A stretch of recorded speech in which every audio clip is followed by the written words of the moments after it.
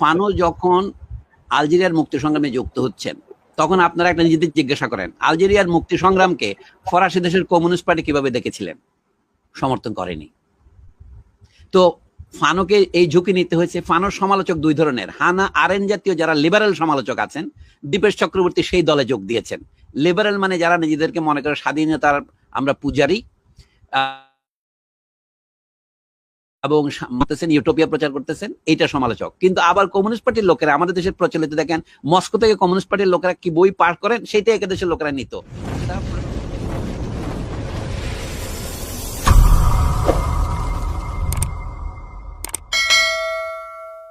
হ্যাঁ, এইটা মহা সমস্যা, এখন আমরা এই অতিক্রম করি নাই। যে বলছে ফ্রান্স ফানো যখন জন্মেছিলেন কোন সময় 1925 সনে, ও তার সমসাময়িক, হ্যাঁ আরো যারা জন্মেছিলেন তার সমসাময়িক লোকদের মধ্যে ফিডেল কাস্ট্রো, চে গেভারা, এরা তার সমকালীন লোক আর কি। কিন্তু আমরা কেন আগ্রহী সেটাই বলছি। ফ্রান্স ফানো জন্মেছিলেন একটা পরাধীন দেশে, তার পূর্বপুরুষেরা ছিল দাস, পুরুষ এবং পূর্ব নারী। তার নামটা দেখলে মনে হয় আপনার কাছে অনাত্মীয় মনে হতে পারে, মনে হচ্ছে যেন ইংরেজি নাম, কিন্তু তিনি ছিলেন ফরাসি দেশের উপনিবেশে, তার পুরুষ পূর্ব নারীদের নামের সূত্র ধরেই তার নাম ফ্রান্স ফানো হয়েছে। তিনি লিখেছেন ফরাসি ভাষায়, আমাদের এটা জানতে হবে। তিনি ফরাসি ভাষা শেখাটা বা লেখাটায় কোনো পাপ মনে করেননি। তার যে প্রতিবাদের বই, এগুলিও কিন্তু সব ফরাসি ভাষায় লেখা, কথাটা মনে রাখতে হবে। কিন্তু তার সাথে আমাদের আত্মীয়তা ওই জায়গাতেই, আমরাও একসময় পরাধীন ছিলাম। এবং দুর্ভাগ্যবশত আমরা এখন যেটা জানি না, যে আমরা এখনো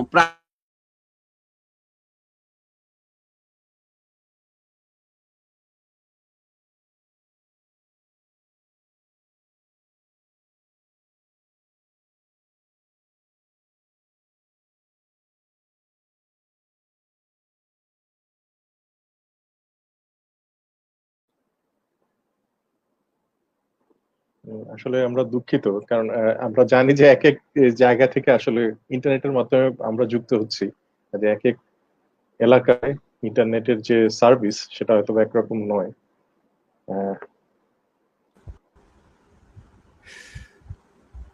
হ্যাঁ, দুঃখ প্রকাশ করা ছাড়া তো আজকে আর কিছু প্রকাশ করা যাচ্ছে না। কোচিকে তো দেখা যাচ্ছে না, বোধহয় চলে গেছে। হ্যাঁ স্যার, শুনছি, আমরা শুনতে পাচ্ছি, বলুন। কি অবস্থা এখন? কথা বলার মতো পরিস্থিতি হয়েছে? হ্যাঁ হ্যাঁ, আপনি বলুন, আমরা শুনতে পাচ্ছি। হ্যাঁ, শুনতে না পেতে পেতে কথাটা তো মানে ইন্টারাপশন হয়। তো যা হোক, আমি ফানো সম্পর্কে দুটো কথাই বলি। একটা হচ্ছে, ফানো মার্তিনিকে জন্মেলেও তিনি তখন মনে করতেন তিনি ফরাসি নাগরিক, ফরাসি দেশের প্রজা। কারণ ফ্রান্সে যখন ফরাসি বিপ্লবের সময় দাস প্রথা একবার বিলুপ্ত করা হয়েছিল, কিন্তু কিছুদিন পরে সেটা আবার পুনরুজ্জীবন করে নেপোলিয়নের সময়। 1848 সনে ফরাসিরা দাস প্রথা পূর্ণভাবে বিলুপ্ত করে, 1848 লক্ষ্য করেন।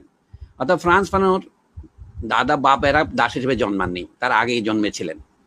তিনি যখন জন্মাচ্ছেন তখন স্বাধীন হিসেবে জন্মেছেন, কিন্তু ওই দেশ যে পরাধীন সেটা তিনি তখন বুঝতে পারেননি। দ্বিতীয় মহাযুদ্ধে ফ্রান্স যখন দখল করে ফেললো জার্মানি এসে, তখন ফ্রান্সের মুক্তির জন্য যে স্বাধীনতা সংগ্রাম, দাগলের নেতৃত্বে ফরাসি বাহিনীতে তিনি যোগ দিলেন। তার বয়স 17 বলে প্রথমে তাকে ঢুকতে দেওয়া হয়নি, অপেক্ষা করলেন। 18 বছর বয়স হওয়া মাত্রই ঢুকে 2 বছর যুদ্ধ করলেন। যুদ্ধে তিনি 2 বার আহত হয়ে বীরত্বের পুরস্কারও পেয়েছেন। তারপরে তিনি পড়াশোনা করে ডাক্তার, সাইকিয়াট্রিস্ট, এগুলোর গল্প আমরা শুনেছি। তখন তিনি ইউরোপে এসে টের পেলেন বেশিরভাবে যে পরাধীন মানুষ পুরোপুরি মানুষ নয়। আমাদের সাথে তার আত্মীয়তার সম্পর্কটা কোথায় সেটা আমি বলছি। তার মৃত্যুর আগে তারা 3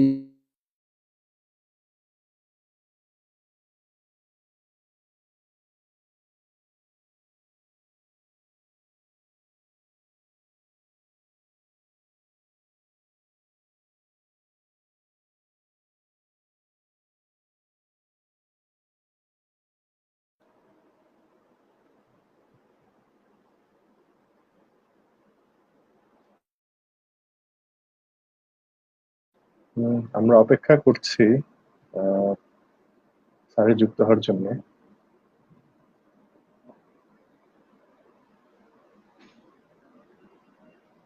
আসলে আজকে সন্ধ্যায় বৃষ্টি হওয়ার কারণে বোধহয় ইন্টারনেটের সংযোগটি এই যে আসতেছে আর যাচ্ছে আর কি।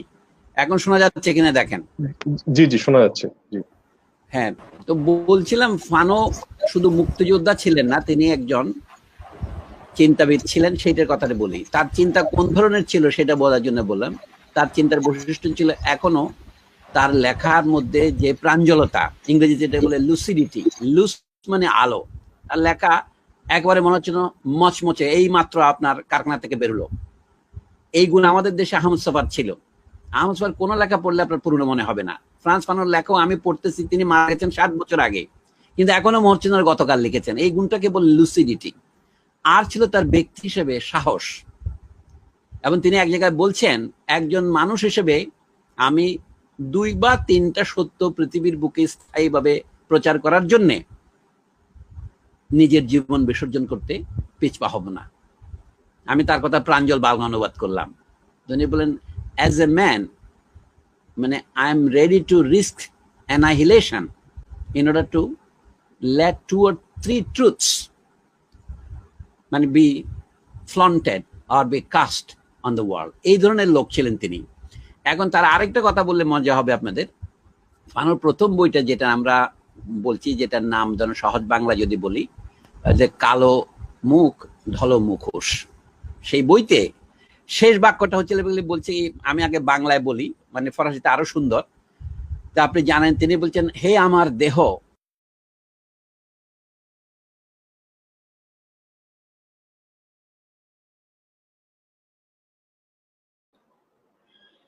আসলে আমরা দুঃখিত, আমি জানি না এইভাবে আসলে কতক্ষণ অনুষ্ঠান চালানো যায়। আহ,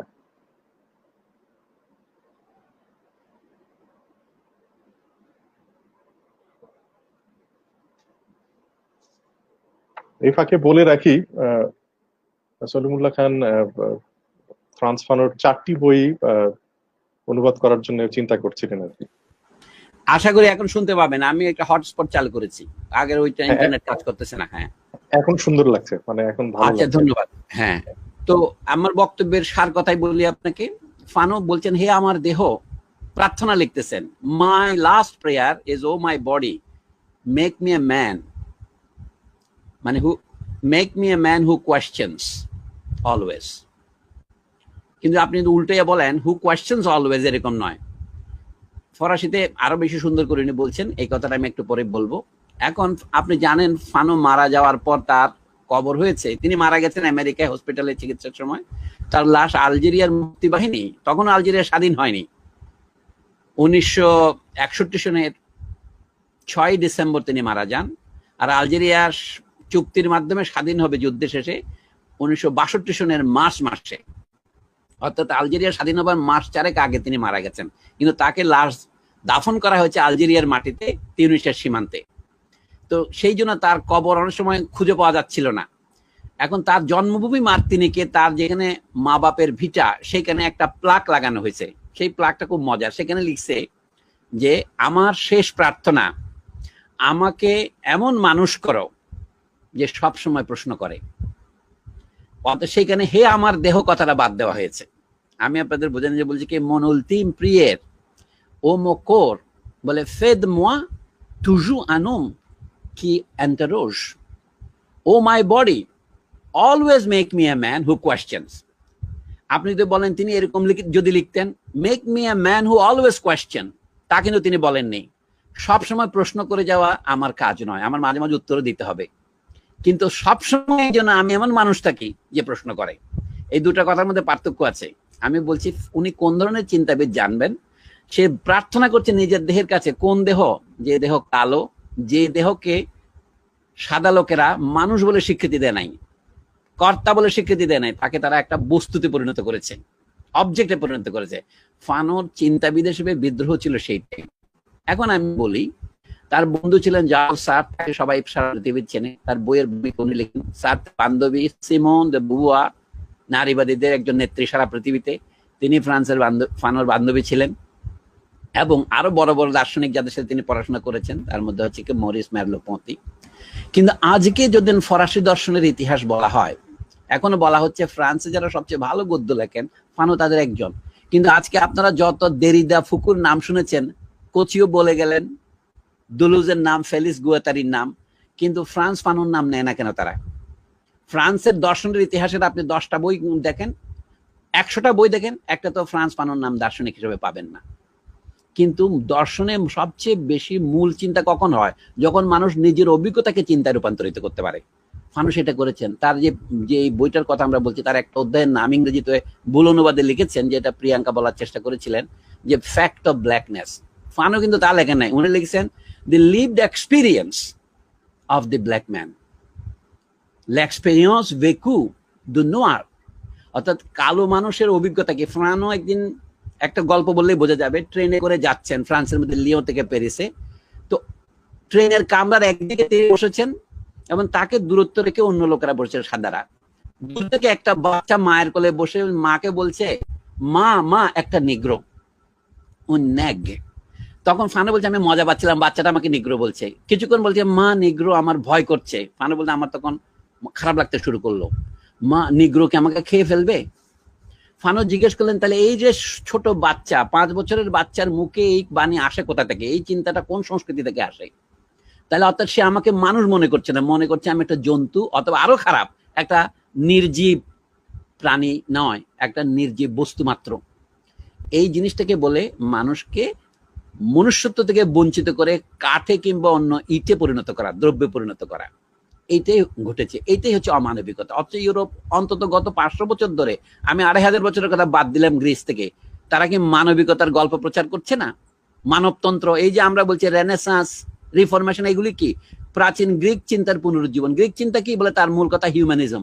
ফানু বলছেন, তুমি তো মানুষের নামে ব্যবসা করছো, এবং মানুষের নামে যা বলছো সেগুলো তো সমস্ত, এই মানুষকে তো, কালো মানুষকে তুমি দাসে পরিণত করেছো, এবং দাসকে তুমি নামমাত্র মুক্তি দিয়ে এখন তাকে তুমি দ্রব্যে পরিণত করতেছো। আমি ফ্রান্সের নাগরিক হিসেবে ফ্রান্সে ঘুরে বেড়াচ্ছি, কিন্তু তুমি আমাকে বলছো আমাকে দেখলে তোমার বাচ্চার ভয় করে, আমি কি বাঘ না আমি কি ভালুক খাবো? এই ওর পুরুষের পর পুরুষ, বংশের পর বংশ এই ধারণা তার মাথায় ঢুকিয়েছে। এই জন্য শেষ কথাটা খেয়াল রাখবেন। আপনারা তো প্রার্থনা করেন, আমি ঈশ্বরের কাছে প্রার্থনা করছি, পরমেশ্বরের কাছে, আত্মা, এই সমস্ত কথাকে নিয়ে উনি ব্যঙ্গ করেছেন। উনি লিখছেন, হে আমার দেহ, এই আমার শেষ প্রার্থনা, আমাকে সবসময় এমন মানুষ করে রাখো যে প্রশ্ন করে, এবং 2 বা 3টা সত্য প্রতিষ্ঠার জন্য প্রয়োজন হলে আমি নিজের অস্তিত্বকে বিসর্জন দিতে রাজি আছি। আমি মানুষটা কোন ধরনের ছিল বোঝার জন্য বললাম। এখন তার সাথে আমাদের মিত্রতার শত হচ্ছে, তিনি যার প্রতিবাদ করেছেন, আপনি বললেন তিনি অন্যায়ের প্রতিবাদ করেছেন। অন্যায়ের প্রতিবাদ শত লোকই করে, কিন্তু অন্যায়ের প্রকৃতি কি এটা অনেকে বুঝে উঠতে পারে না। অন্যায়টা কোথায়? যে প্রথম অন্যায় উনি শুরু হচ্ছেন যে ভাষা দিয়ে। এই যে বড় বড় লোকগুলো, বড় বড় দেশ, ফরাসি দেশের মানুষ ইংরেজি শেখে, কিন্তু সে তো ফরাসি ভাষাকে অবজ্ঞা করে ইংরেজি শেখে না। ইংল্যান্ডের লোক ফরাসি ভাষা শেখে, সে তো নিজের ভাষাকে ছোট করে ফরাসি শেখে না। জার্মানির লোক ফরাসি শেখে, ফ্রান্সের লোক জার্মান শেখে। কিন্তু আমরা যখন ইংরেজি শিখি, বা মার্তিনিকের লোক যখন ফরাসি শেখে, ফানু বলছেন, আমি একটা প্রশ্ন জিজ্ঞাসা করব, যে মার্তিনিকের ভদ্রলোকেরা যাদেরকে মধ্যবিত্ত বলে, তারা ফরাসি ভাষায় কথা বলতে এত স্বাচ্ছন্দ্য বোধ করে কেন? নিজের ভাষায় কথা বলতে ঘৃণা করে কেন? আজকে আপনি বাংলাদেশের দিকে তাকান, তাহলে বুঝতে পারবেন যে ফানুর চিন্তার চেয়ে আমাদের মিলটা কোথায়। কিন্তু তিনি দেখলেন আজকের বাংলাদেশের মানুষের যে দুরবস্থা, এই মানুষ ভাষা আন্দোলন করেছে, কারণ সে উর্দু ভাষার চাপিয়ে দেওয়ার বিরুদ্ধে আন্দোলন করে তাই খুব বীরত্ব অর্জন করেছে এবং নিজের রাষ্ট্র প্রতিষ্ঠা করেছে। কিন্তু আজকে ইংরেজির কাছে গেলে তখন সে মাথা নত করে, শুধু তাই নয়, নিজের ভাষাকে ঘৃণা করে। এটা বোঝা যায়, সে নিজের ছোট বাচ্চাকে কিন্ডারগার্টেনে সে তাকে বাংলায় পড়াচ্ছে না, অথবা বাংলাটাকে সে ঘৃণা করছে। ইংরেজি শেখার যে 2 পদ্ধতি আছে পৃথিবীতে, একটা জানেন, ইংল্যান্ডের সমকক্ষ দেশ যেগুলো আছে তারা কিভাবে ইংরেজি শেখে, আর প্রাক্তন উপনিবেশগুলি কিভাবে শেখে। এটা পর্তুগিজ ভাষার ক্ষেত্রেও সত্য। অ্যাঙ্গোলা, মোজাম্বিক, গিনি বিসাউর লোকরা পর্তুগিজে শিখেছে, ইন্দোনেশিয়ার লোকেরা ওলন্দাজ ভাষা শিখেছে। আমাদের মনে হতে পারে যে আমরা ব্রিটিশের ইংরেজি থেকে এখন আমেরিকান ইংরেজিতে পার হয়েছি, কিন্তু নিজের ভাষার যে 12টা বাজিয়েছি আমরা, এইটাই প্রমাণ করে যে আমরা প্রকৃত প্রস্তাবে স্বাধীন হইনি। ফানু এই কথাটা আগেই বলেছিলেন। তার মার্তিনিকে তিনি দেখলেন এই বদমাশদের দিয়ে স্বাধীনতা সংগ্রাম করা যাবে না। তার প্রমাণ বলে আমি বলি, 1946 সনের কথাটা তুলেছিলেন। 46 সনের প্রশ্ন উঠলো, এই উপনিবেশগুলিকে স্বাধীন হবে মার্তিনিক, গুয়াদেলোপ এবং ফ্রেঞ্চ গায়ানা এবং রিউনিয়ন। তখন ফ্রান্স ফানুর শিক্ষক বলে যাকে বিজ্ঞাপন দেওয়া হয়, এম.এ. সেজার কবি, যাকে তিনি পছন্দ করতেন, তিনি বললেন যে না, আমরা অর্থনৈতিকভাবে এতই দুর্বল যে আমাদের এখন ফ্রান্স থেকে আলাদা হওয়া যাবে না। ফানু এটাতে খুব বেশি আনন্দ পাননি। ইনি ছিলেন ফ্রান্সে পড়া একজন অত্যন্ত উচ্চমানের ছাত্র, উচ্চমানের কবি এম.এ. সেজার, যার সম্পর্কে ফ্রান্সের বিখ্যাত সুররিয়ালিস্ট কবি আন্দ্রে ব্রেতো বলেছিলেন, কি বলেছিলেন, যে আজকে ফরাসি ভাষা এম.এ. সেজারের চেয়ে ভালো লিখতে পারে এমন কোনো সাদা লোক নেই, এত ভালো ফরাসি উনি লেখেন। ফানো এটা প্রতিবাদ করে বললেন, বুঝলাম উনি ভালো লেখেন, কিন্তু কালো হওয়ার ফলে উনি ভালো লিখতে পারবেন না, এই কথাটা আপনার মনে এলো কেন? আজকে কোন সাদা ভদ্রলোকও এম.এ. সেজারের মতো ফরাসি লিখতে পারে না। এই কথা বলার সময় তিনি যে কালো এইটাই উল্লেখ করার দরকারটা কি? এটাই বইতেই আছে। আমি কথাটা বলছি যে ফানোর চিন্তার ধরনটা বোঝার জন্য। এখন বলি, যে কালো মানুষ নিপীড়িত হচ্ছে, ফানো পুরস্কার এর কারণ হচ্ছে একসময় সে দাস হয়েছিল, একসময় তাকে উপনিবেশে নেওয়া হয়েছিল। আমি আপনাদের তিনটা কথা বলে শেষ করব। উপনিবেশ কিন্তু বহু রকমের আছে। বিখ্যাত অর্থনীতিবিদ বিলেতের, যিনি অর্থনীতিতে সুইডেনের পুরস্কার পেয়েছেন, স্যার জন হিক্স, তিনি বলছেন উপনিবেশ দুই প্রকারের। এগুলিকে নাম দিয়েছেন বাণিজ্যিক উপনিবেশ, যেমন আমাদের দেশগুলো ছিল, ইংরেজরা এখানে ব্যবসা করতে আসছে তারপরে চলে গেছে। আর দল উপনিবেশ যেখানে গিয়ে উপনিবেশকাররা বসতি স্থাপন করে, যেমন অস্ট্রেলিয়া, নিউজিল্যান্ড, দক্ষিণ আফ্রিকার কিছু অংশ, অথবা খোদ মার্কিন যুক্তরাষ্ট্র, কানাডা, এগুলি স্যাটেলার কলোনি বা বসতি স্থাপনকারী। আর আমাদেরগুলো ছিল ট্রেড কলোনি বা বাণিজ্যিক কলোনি। আমি 3 নম্বর একটা কলোনির কথা বলবো। এগুলো হচ্ছে ফ্রান্স ফানো যেখানে জন্মেছিলেন, মার্তিনিক। এগুলি কি কলোনি বলা যাবে? আমি বলবো যে এগুলি হচ্ছে স্লেভ প্ল্যান্টেশন ইকোনমি। অর্থাৎ যেমন ফানোর পূর্বপুরুষেরা আফ্রিকান ছিলেন, তারা কিন্তু মার্তিনিক দখল করতে যায়নি, দাস ব্যবসায়ীরা তাদেরকে নিয়ে ওখানে বসাইছেন। কিন্তু এখন আফ্রিকার কোন দেশ থেকে তারা আসছিলেন সেটা তারা জানেন না। তারা ফ্রান্সের নামে, তারা ওলন্দাজদের নামে বা ইংল্যান্ডের নামে ওখানে আছেন। যেমন জ্যামাইকাতে ইংরেজ উপনিবেশকরা আছেন, কিউবাতে স্প্যানিশ আছেন, এবং আজকে এই কিউবার অঞ্চলের কাছাকাছি এই গুয়াদেলো, এই মার্তিনিক। আমি বলছি এই তৃতীয় ধরনের উপনিবেশের লোক ওনারা, ওনাদের নিজেদের কোনো ভাষা ছিল না আগে, তারা একটা আফ্রিকার ভাষার সাথে স্থানীয় ভাষার মিশে একটা ভাষা তৈরি করছেন, ক্রেওল, মিশ্র ভাষা, বাংলায় বলেন শঙ্কর ভাষা। সেই ভাষা কথা বলাটা নিম্নমানের, সেই ভাষায় লেখাপড়া করাটা নিম্নমানের ভাবে তাদেরকে এখন ইংরেজি, ফরাসি, ওলন্দাজ অথবা পর্তুগিজ ভাষা অথবা স্প্যানিশ ভাষা শেখানো হয়েছে, এবং এইটা হচ্ছে তাদের রিয়ালিটি। এখন দেশগুলো স্বাধীন হওয়ার পর উনি দেখলেন যে স্বাধীনতা সংগ্রাম বৃথা যাচ্ছে আফ্রিকাতে। এই জন্য তিনি আলজেরিয়ার কাছাকাছি যখন এলেন চাকরি সূত্রে, তখন আলজেরিয়ানদের সাথে যোগ দিলেন। আলজেরিয়ানদের সাথে যোগ দেওয়ার ফলে লাভ হলো তার এই যে, তার যে মনের যে বাসনা ছিল কালো মানুষ অথবা পরাধীন মানুষের মুক্তির পথকে, যেটা গুয়াদেলুপ অথবা মার্তিনিকে করা সম্ভব হয় নাই, তিনি আলজেরিয়াতে এসে পেলেন। আলজেরিয়ার আরবরা এবং কালোরা পরস্পরের শত্রু। আমাদের দেশে যেমন একসময় ব্রিটিশরা হিন্দু এবং মুসলমান পরস্পরের শত্রু এরকম প্রচার করছিল, আফ্রিকাতে এইটাই প্রকাশ করছিল উপনিবেশবাদীরা। কিন্তু আলজেরিয়ার স্বাধীনতা সংগ্রামে ফ্রান্স ফানো একজন মুক্তিযোদ্ধা হিসেবে যোগ দিলেন। সেই জন্য বলা যায় তিনি 2টা যুদ্ধ করেছেন। দ্বিতীয় মহাযুদ্ধে তিনি ফরাসি দেশকে মুক্ত করার জন্য লড়াই করেছেন জার্মানির বিরুদ্ধে, দখলদারদের বিরুদ্ধে, আর এখন ফরাসি দখলদারদের বিরুদ্ধে তিনি আরবদের পক্ষ নিয়ে লড়াই শুরু করলেন। তিনি আলজেরিয়ার প্রভিশনাল গভর্নমেন্ট যেটা বলে, অস্থায়ী সরকারের রাষ্ট্রদূত আকারে ঘানায় গিয়েছিলেন। এই ক্ষেত্রে আমি বলবো তিনি যে মূল দাবিটা তুলে ধরেছেন সেটা হচ্ছে সশস্ত্র সংগ্রাম ছাড়া ফ্রান্স আলজেরিয়া ছেড়ে যাবে না। তার র্যাচেট অফ দি আর্থ বইয়ের মূল বক্তব্য হচ্ছে এটাই। তখন অলরেডি যুদ্ধ শুরু হয়েছে। তার ওই বইয়ের প্রথম অধ্যায়ের নাম, তিনি মৃত্যুসজ্জায় বসে এই বই লিখেছেন, হাতেও লিখতে পারেন না সবগুলি অধ্যায়, অনেকগুলি মুখে বলেছেন, যেটার নাম হচ্ছে কনসার্নিং ভায়োলেন্স বা অন ভায়োলেন্স সুর লা ভিওলেন্স। এটা ফ্রেঞ্চ ভাষায় লেখা বই, যেটা ইংরেজি অনুবাদে একটু ভিন্ন আসছে। ফরাসি ভাষায় ভিওলেন্স কথাটার বহু অর্থ আছে। ফরাসি ভাষায় ভিওল মানে হচ্ছে ধর্ষণ, ভিওল মানে শুধু মানে ভায়োলেন্সের গোড়ার কথাটা আর কি। একটা উপনিবেশকে 130 বছর ধরে দখল করে রেখেছে ফ্রান্স, এবং সেখানে তার সংস্কৃতিকে উৎখাত করছে, মানুষজনের মানবীয়তাকে স্বীকার করছে না। সেটার প্রতিফলন শুধু আলজেরিয়াতে নয়, প্যারিসে বা ফ্রান্সের যে সমস্ত অঞ্চলে আরব শরণার্থীরা বা আশ্রয় প্রার্থীরা বা আরব যাকে বলা যেতে পারে বাস্তুচ্যুত উদ্বাস্তুরা গিয়ে হাজির হয়েছে, তাদের সম্পর্কে একই রকম আচরণ ফরাসিরা করতো। এই জন্য বলি ফ্রান্স ফানো আমাদেরকে 2টো শিক্ষা দিয়েছেন। উপনিবেশবাদ বিরোধী যে সংগ্রাম শুরু হয়েছিল 1940, 1950, 1960-এর দশকে, সেইখানে আমাদের স্বাধীনতা সংগ্রামের যে প্রয়োজনীয়তা সেইটাকে শুধু তুলে ধরেননি। কেন ভিয়েতনাম স্বাধীনতা সংগ্রাম কি করে করেছে? ফানোকে দোষ দেওয়ার কারণটা কি? ভিয়েতনাম 30 বছর সশস্ত্র সংগ্রাম করেছে, ফ্রান্সের বিরুদ্ধে 10 বছর, আমেরিকার বিরুদ্ধে 20 বছর। আজকে যে বলছেন করোনা ভাইরাসের বিরুদ্ধে সংগ্রামে যারা সবচেয়ে সফল হয়েছে তার মধ্যে একটা হচ্ছে ভিয়েতনাম। কিভাবে সম্ভব হলো? একটা কাহিনী তো আছেই। আমি চীনের কথা বাদ দিলাম, চীনের বিপ্লব সেই 1911 সন থেকে শুরু হয়েছে, 1949 পর্যন্ত চলেছে। কাজে ফানো এই কথাটা বলে নতুন কিছু বলেননি, যে পরাধীন দেশের মানুষের মুক্তির সংগ্রামে পরাধীন দেশের মানুষকে নেতৃত্ব দিতে হবে, অন্যজনের তারা মুক্ত করে যাবে না। সেটা তিনি শিখেছেন কোথায়? তার নিজের মাতৃভূমি থেকে।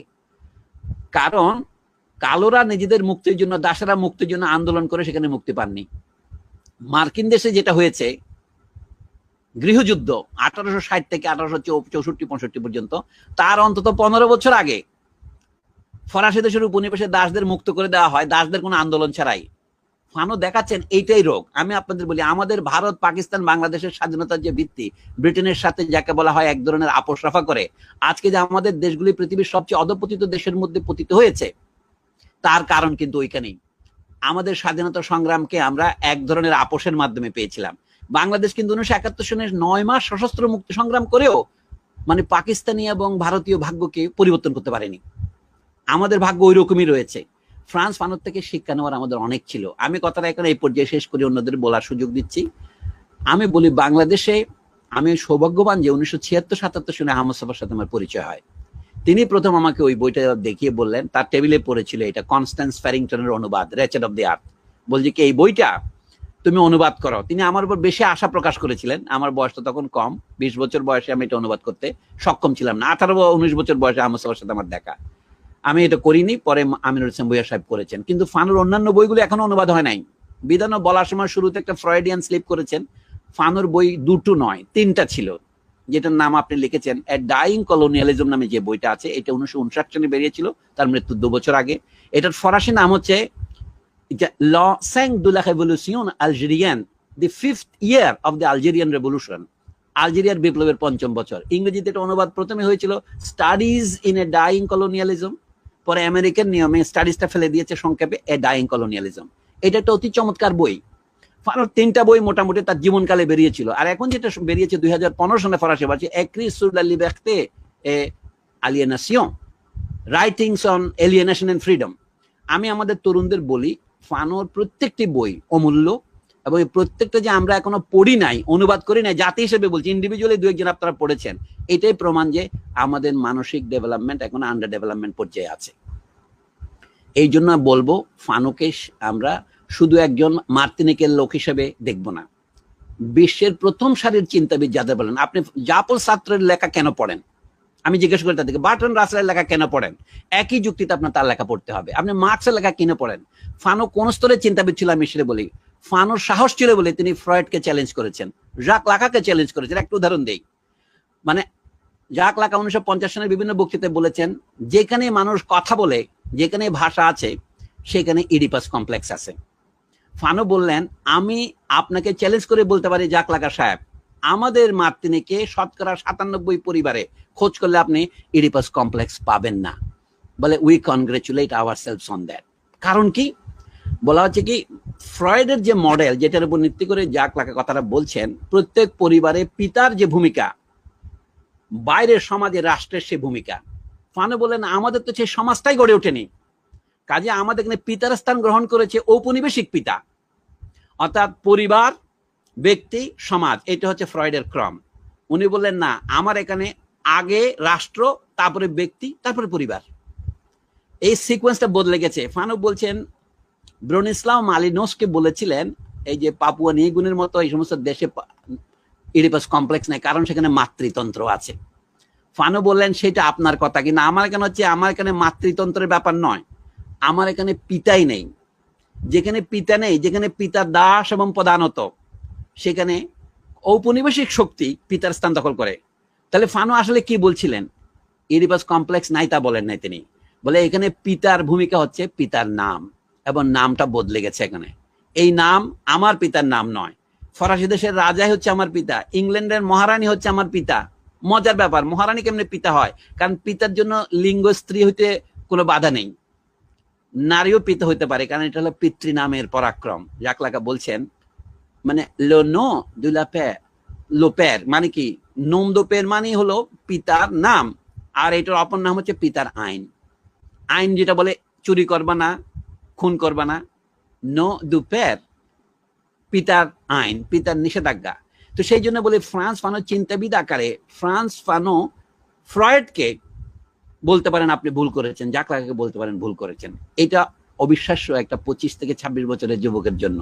কিন্তু এখন প্রমাণিত হচ্ছে, আমি পরে জাক লাকার লেখা আবিষ্কার করে দেখলাম উনি বলছেন যে ফ্রান্স ফানো সঠিক বলেছেন। এটা আমি আগে জানতাম না। বলেছেন এই জন্য যে হ্যাঁ, উনি বলেন উপনিবেশগুলিতে যেখানে সমাজ এখনো বৈদেশিক শাসনের অধীনে, সেখানে ইডিপাস কমপ্লেক্স বিকশিত হয় না। ইডিপাসের জায়গাটা কলোনিয়াল শক্তি দখল করে থাকে। এই কথা বলছেন জাক লাকাই। এটা আমি অনেক পরে আবিষ্কার করেছি। এই জন্য বলছি ফ্রান্স ফানো চিন্তাবিদ হিসেবে অতি উঁচু মানের ছিলেন, আমরা এখনো তার সাথে পুরোপুরি পরিচিত হইনি। মানে তাকে আমরা বলছি যে তিনি মাত্র 36 বছর বয়সে মারা গেছেন, সুতরাং মাত্র 10 বছর তার সাহিত্য চর্চা বা বিজ্ঞান চর্চা, সেই জন্য তার প্রতি আলাদা কোন রকমের সমবেদনা প্রকাশের দরকার নেই। উনি 36 বছর বয়সে যা করেছেন, আমি 72 বছর বয়সে তা করতে পারিনি। এই জন্য এগুলোকে গুরুত্বপূর্ণ মনে করি আমি।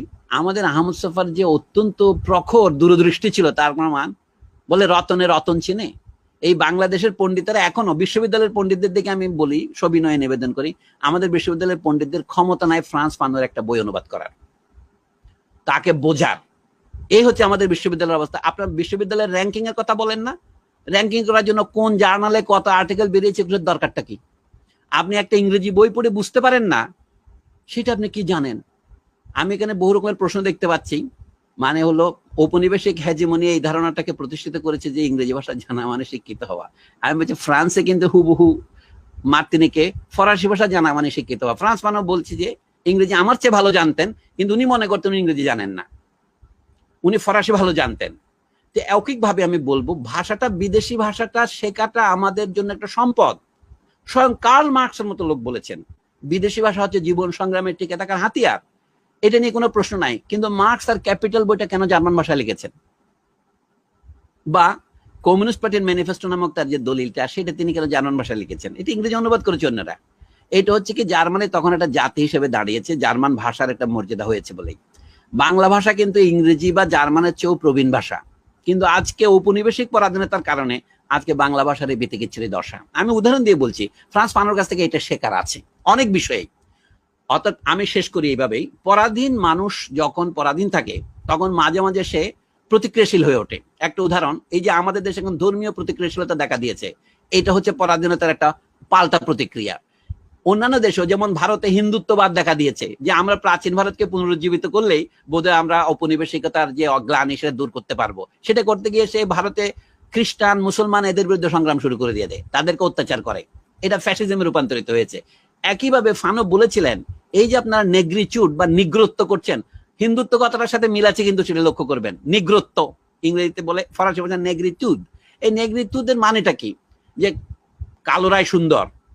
এইটা সেনেগালের রাষ্ট্রপতি হয়েছিলেন পরে, যিনি লিওপোল সেদার সগর, যিনি এম.এস. সেজারের চেয়ে বয়সে বড় ছিলেন, তার বন্ধু, তারা এটা আন্দোলনটা শুরু করেছিলেন প্যারিসে ছাত্র হিসেবে। সেটা ঠিকই আছে। ফ্রান্স মানে এটাকে একদিকে সমর্থন করেছেন। যেমন সার্ক যখন তাদের কবিতার বইয়ের নিন্দা করার মুখবন্ধ লিখলেন, একটা কবিতার বই বের করেছিলেন লিওপোল সেদার সগর, নাম হচ্ছে নিগ্রো কবিতা বা মালাগাছি কবিতার সংকলন, 1948 সনে। সেই বইয়ের ভূমিকা লিখতে গিয়ে ফ্রান্স সার্ত্র বললেন যে এটা হচ্ছে একটা অস্থায়ী আন্দোলন, এটা জয়ী হবে না। তখন ফানো সার্ত্রকে গালি দিয়েছেন যে না, কালোদের যখন সারা পৃথিবী থেকে বঞ্চিত করেছেন, সে যখন নিজের অধিকার প্রতিষ্ঠার জন্য একটা আন্দোলন করছে, আপনি তাকে অধিকারচ্যুত করলেন। এটাকে একটা মাইনর প্রেমিস বললেন, সিলোজিজমের গালিগালাজ করলেন।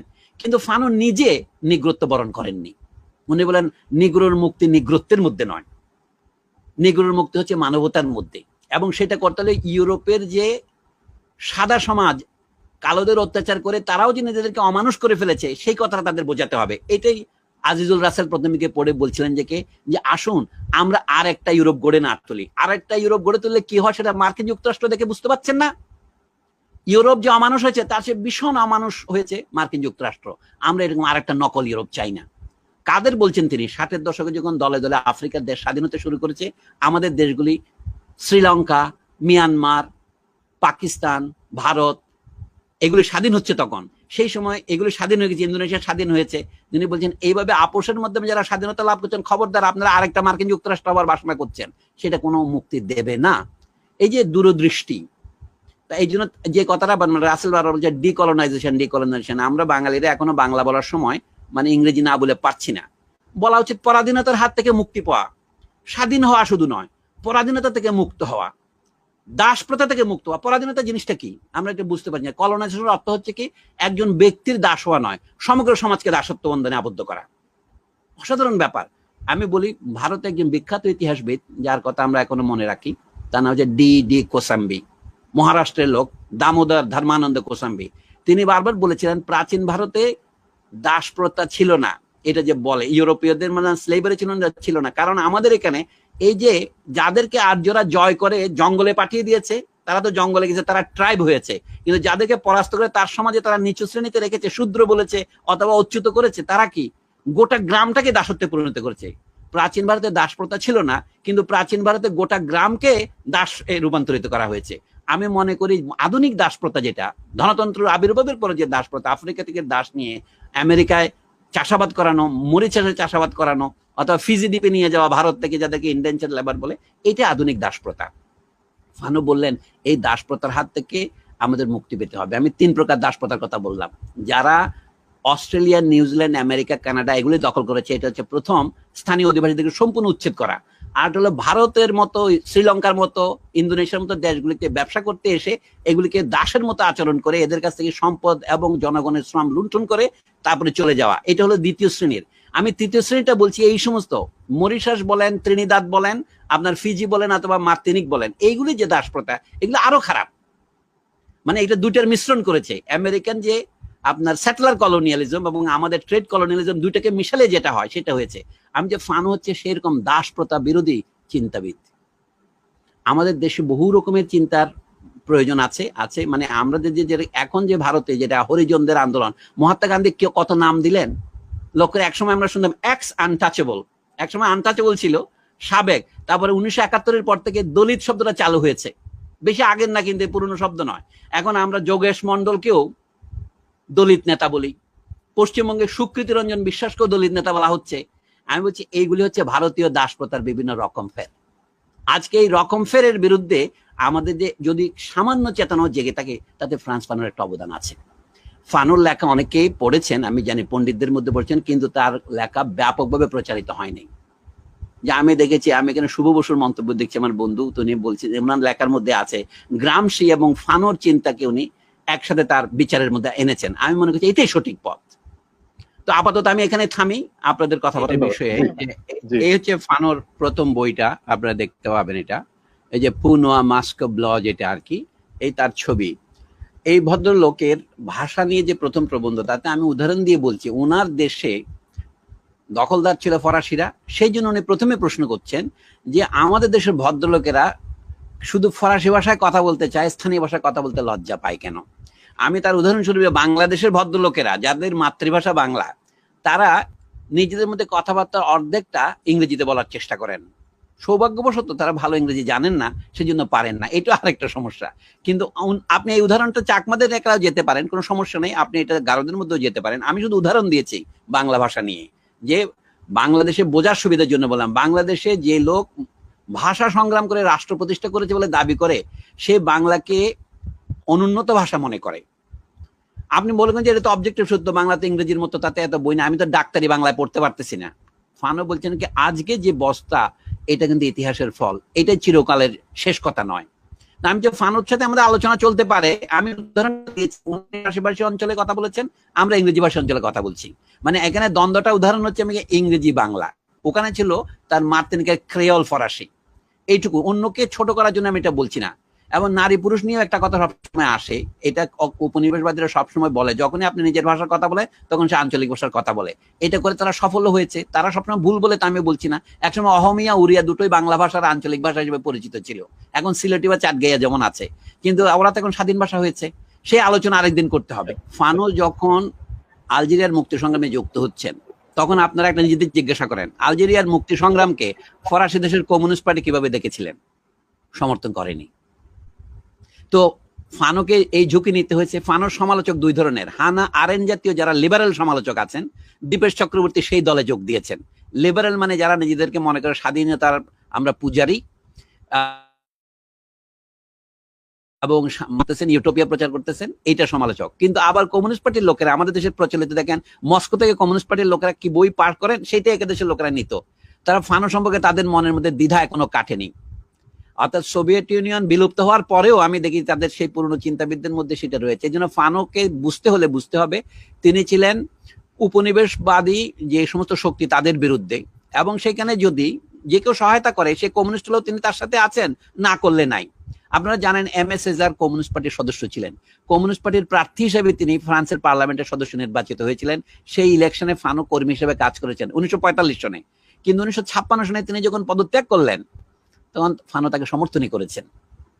কথা হচ্ছে, উনি বলেন যে ফরাসি কমিউনিস্ট পার্টির সাধারণ সম্পাদক মরিস থোরেজের কাছে পদত্যাগ পত্রে ফানোর শিক্ষক প্রতিম এমএস সেজার বললেন যে তোমরা এই আমাদের উপনিবেশ এর মধ্যে যারা আমরা কালো মানুষ আছি আমাদের সমস্যা বুঝতে পারছো না। তো আমি বললাম, রাসেল যেগুলিকে পার্টিকুলার বলছেন, এটা হচ্ছে গরিবের সমস্যা, দাসের সমস্যা, পরাধীন লোকের সমস্যা। কিন্তু পৃথিবীতে একজন পরাধীন লোক আছে, আরেকজন পরাধীনতা তাকে দাসত্ব শৃঙ্খল তার পায়ে যে পরিয়ে দিয়েছে সে আছে। তাকে কি বলেন? ফানোর প্রথম বইটার নাম দিয়েছিলেন কি, an essay on the disalienation of the black man. আসলেই তাই, এসেই মানে এই এসে কার জন্য? যারা এলিয়েনেটেড হচ্ছে তাদের জন্য।